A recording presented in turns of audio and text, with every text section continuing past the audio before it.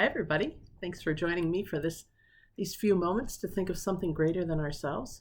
Although today's message is kind of inspired and prompted by a lot of you and what you've been saying to me or writing to me or texting me, and that is having to do with the anxiety you're feeling right now as the election deadline nears. And many of us have had opportunities to vote early or to submit our mail-in ballots. To hear on the news, several networks last night, that you've run out of time if you haven't mailed your ballot in by now. You should hand deliver. These are unusual times. And some of us are not only finding the ambient anxiety and angst and upset from the outside world, but we're also beginning to, question or criticize ourselves and those closest to us. And it really has nothing to do with any of that. It's this pent-up energy that's kind of pressing in on us. I feel it a lot as a pastor, dealing with right now about 500 different people and their upsets. So I know that it's real. And I'd like to call everybody back to 1 John. Now, John's letters are in the New Testament, you know that. And you just keep heading back toward Revelation. And you'll find, you'll have 1st and 2nd Peter, and then you'll get into John's letters. And in 1 John, chapter 3, verse 18, this is the Message translation just because it speaks to me right now, but if you're reading something different, a few words will be not the same, but the idea will be. John's letters are often about love, God's love for us. Perfect love casteth out all fear, that kind of thing. So don't be surprised that it talks about love. But here's 1 John chapter 3, verse 18. My dear children, let's not just talk about love. Let's practice real love. This is the only way we'll know we're living truly, living in God's reality. It's also the way to shut down debilitating self-criticism, even when there is something to it. For God is greater than our worried hearts and knows more about us than we do ourselves. God is greater than our worried hearts and knows more about us than we do ourselves. True for us individually, true for us as a society. God knows us better than we know ourselves. God is greater than our worried hearts. But the thing is, we have to take our worried hearts to God. We have to invite God in. We've talked about it many times. God will not push open the door.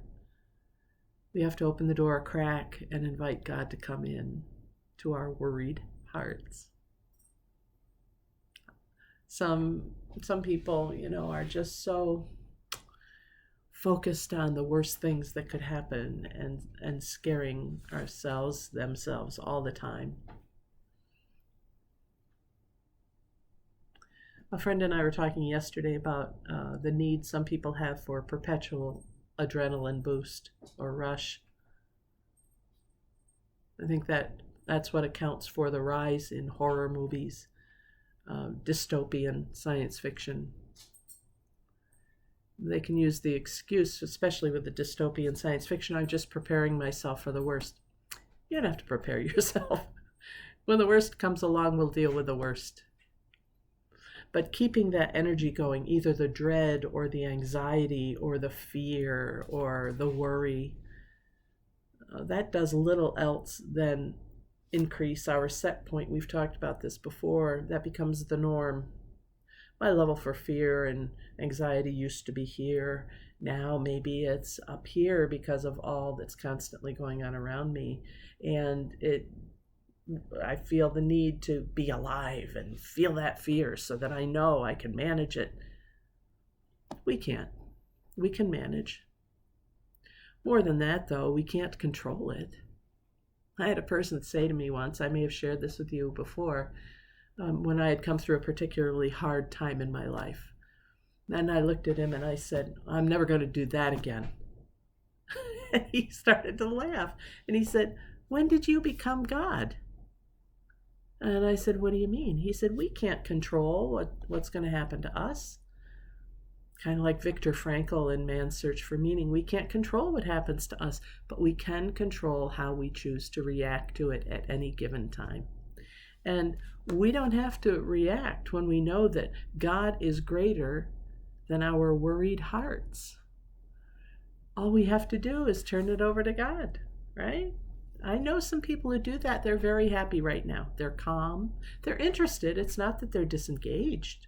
They follow what's going on, but they don't dwell on it. So if you feel yourself dwelling today, I want you to look up 1 John 3:18 in whatever translation. Love is the only way we'll know we're living truly, living in God's reality.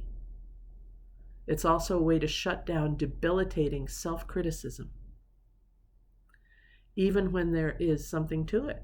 So we don't have to be perfect. We're not kidding ourselves, but it doesn't need to be debilitating, for God is greater than our worried hearts and knows more about us than we do ourselves. God is greater than our worried hearts about the country, about COVID, about the elections, about poverty, about hunger. God is greater than our worried hearts about the environment, about survival. God is greater than our worried hearts.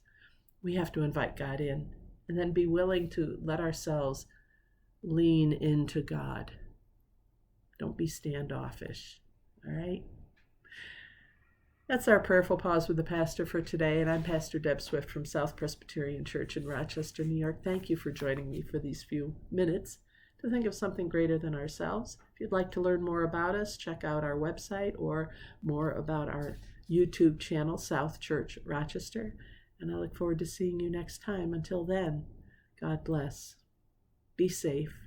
Be well. See you next time. Bye for now.